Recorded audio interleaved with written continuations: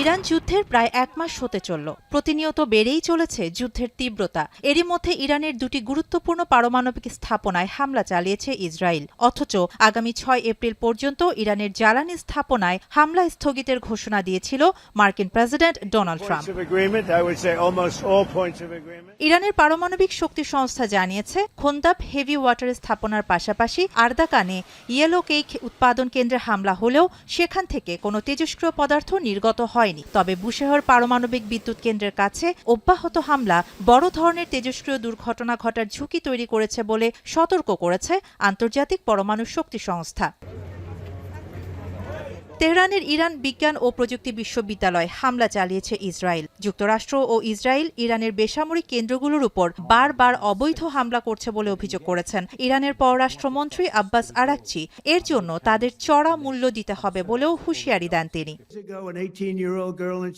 অন্যদিকে ইরান যুদ্ধে সাহায্য না পাওয়ায় ন্যাটোর উপর চটেছেন ট্রাম্প। বলেছেন, প্রয়োজনে যুক্তরাষ্ট্র ন্যাটোর পাশে নাও থাকতে পারে। আর মার্কিন পররাষ্ট্রমন্ত্রী মার্কো রুবিও জানিয়েছেন, যুক্তরাষ্ট্র কোনো স্থলসেনা ছাড়াই তার লক্ষ্য অর্জন করতে পারে এবং কয়েক সপ্তাহের মধ্যেই এই যুদ্ধ শেষ হবে। It's going to make a lot of money for the United States because we spend hundreds of billions of dollars a year on NATO, hundreds of protecting them. And we would have always been there for them. But now, based on their actions, I guess we don't have to be, do we?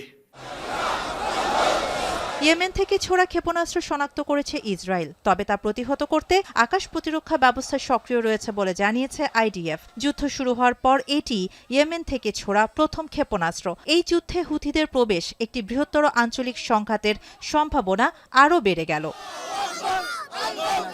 এদিকে ইরানের হামলা Saudi আরবের Prince বুলতান বিমান ঘাঁটিতে ১২ মার্কিন সেনা আহত হয়েছে, যাদের মধ্যে দুজনের অবস্থা গুরুতর। এতে বেশ কিছু বিমানও ক্ষতিগ্রস্ত হয়।